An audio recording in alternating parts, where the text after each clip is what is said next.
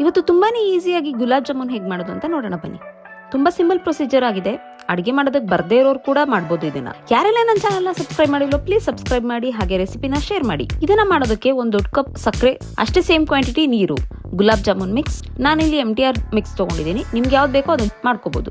ಹಾಗೆ ಸಕ್ಕರೆ ಪಾಕಕ್ಕೆ ಹಾಕೋದಕ್ಕೆ ಏಲಕ್ಕಿ ಪುಡಿ. ಇವಾಗ ಬನ್ನಿ ಫಸ್ಟ್ ಸಕ್ಕರೆ ಪಾಕ ರೆಡಿ ಮಾಡ್ಕೊಳ್ಳೋಣ. ಸಕ್ಕರೆ ಪಾಕ ರೆಡಿ ಮಾಡ್ಕೊಳ್ಳೋದಕ್ಕೆ 1 ಕಪ್ ಸಕ್ಕರೆ ಹಾಕಿ ಸೇಮ್ ಕ್ವಾಂಟಿಟಿ ನೀರ್ ಹಾಕ್ಬೇಕು. ನಾನಿಲ್ಲಿ ಫುಲ್ ಜ್ಯೂಸಿಯಾಗೂ ಮಾಡ್ತಿಲ್ಲ, ಹಾಗೆ ಫುಲ್ ಡ್ರೈ ಆಗು ಮಾಡ್ತಿಲ್ಲ. ಸೊ ಪಾಕ ಸ್ವಲ್ಪ ಕಡಿಮೆ ಇಟ್ಕೊಂಡಿದ್ದೀನಿ. ಸೊ ಈಕ್ವಲ್ ಕ್ವಾಂಟಿಟಿಯಲ್ಲಿ ನೀರು ಮತ್ತೆ ಸಕ್ಕರೆ ಹಾಕಬೇಕು. ಕಡಿಮೆ ಹಾಕಿದ್ರೆ ತುಂಬಾನೇ ಸ್ವೀಟ್ ಆಗ್ಬಿಡುತ್ತೆ, ಕಡಿಮೆ ನೀರ್ ಹಾಕಿದ್ರೆ. ಹಾಗೆ ನೀರ್ ಜಾಸ್ತಿ ಹಾಕಿದ್ರೆ ಸಪ್ಪೆ ಆಗುತ್ತೆ, ಅಂಡ್ ಆಲ್ಸೋ ಸಕ್ಕರೆ ಪಾಕ ತರ ಇರಲ್ಲ, ಅದು ಸಕ್ಕರೆ ನೀರ್ ತರ ಇರುತ್ತೆ. ಸೊ ಈಕ್ವಲ್ ಕ್ವಾಂಟಿಟಿಲಿ ಹಾಕಿ. ಇವಾಗ ಸಕ್ಕರೆ ಕರ್ಗದ್ಮೇಲೆ ಇನ್ನೊಂದ್ ಸ್ವಲ್ಪ ಕುದಿಯಕ್ ಬಿಟ್ಟು ಆಮೇಲೆ ಗ್ಯಾಸ್ ಆಫ್ ಮಾಡ್ಬೇಕು. ಜಾಮೂನ್ ಮಾಡ್ತಿರುವಾಗ ಈ ಎಳೆ ಪಾಕ ಬರೋ ತನಕ ಎಲ್ಲ ವೇಟ್ ಮಾಡಬಾರ್ದು. ನೋಡಿ ಈ ತರ ಕನ್ಸಿಸ್ಟೆನ್ಸಿ ಬಂದ್ಮೇಲೆ ಗ್ಯಾಸ್ ಆಫ್ ಮಾಡಿ ಪಾಕ ತಣ್ಣಗಾಗ ಬಿಡಬೇಕು.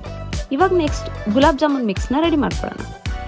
ಇಲ್ಲಿ ನಾನು ತಗೊಂಡಿರೋದು 160 ಗ್ರಾಮ್ಸ್ ಪ್ಯಾಕೆಟ್. ಇದಕ್ಕೆ ಸ್ವಲ್ಪನೇ ನೀರು ಹಾಕಿ ಒಂದು ಫುಲ್ ಪ್ಯಾಕೆಟ್ ತಗೊಂಡಿದ್ದೀನಿ. ಇದಕ್ಕೆ ಸ್ವಲ್ಪನೇ ನೀರು ಆ್ಯಡ್ ಮಾಡಿಕೊಂಡು ಕಲಿಸ್ಬೇಕು. ಇದನ್ನ ಕಲಿಸ್ಬೇಕಾದ್ರೆ ಜಾಸ್ತಿ ಪ್ರೆಸ್ ಮಾಡಿ ಕಲಿಸ್ಬಾರ್ದು, ಸ್ಮೂತ್ ಆಗಿನೇ ಕಲಿಸ್ಬೇಕು. ಲಾಸ್ಟಲ್ಲಿ ಸ್ವಲ್ಪ ತುಪ್ಪ ಸವರಿ 10ರಿಂದ 15 ನಿಮಿಷ ಇಡೋಣ. ಇವಾಗ 15 ನಿಮಿಷ ಆಗಿದೆ.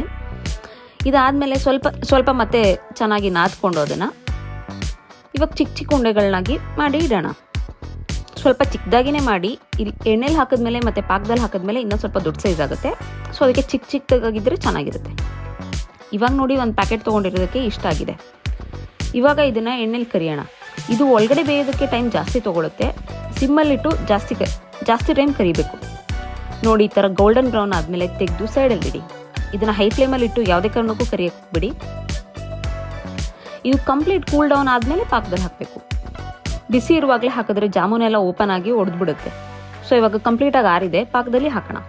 ಜಾಮೂನ್ ಹಾಕೋದಕ್ಕಿಂತ ಮುಂಚೆ ಏಲಕ್ಕಿ ಪೌಡರ್ನ ಹಾಕೋಣ. ನಾನು ಸ್ವಲ್ಪ ಡ್ರೈ ಜಾಮೂನ್ ಥರ ಮಾಡಿದ್ದೀನಿ, ಸೊ ಜಾಸ್ತಿ ಪಾಕ ಇಲ್ಲ ಇಲ್ಲಿ. ಇವಾಗ ಇದನ್ನು ಒಂದು 2ರಿಂದ 3 ಅವರ್ ನೆನೆಯಕ್ಕೆ ಇಟ್ಟರೆ ಸಾಕು. ಎಲ್ಲ ಜಾಮೂನಲ್ಲಿ ಸಕ್ಕರೆ ಪಾಕ ಎಬ್ಸಾರ್ಬ್ ಆಗಿರುತ್ತೆ. ನೋಡಿ ಸಾಫ್ಟ್ ಆ್ಯಂಡ್ ಜ್ಯೂಸಿ ಆಗಿರೋ ಜಾಮೂನ್ ರೆಡಿ ಆಗಿದೆ.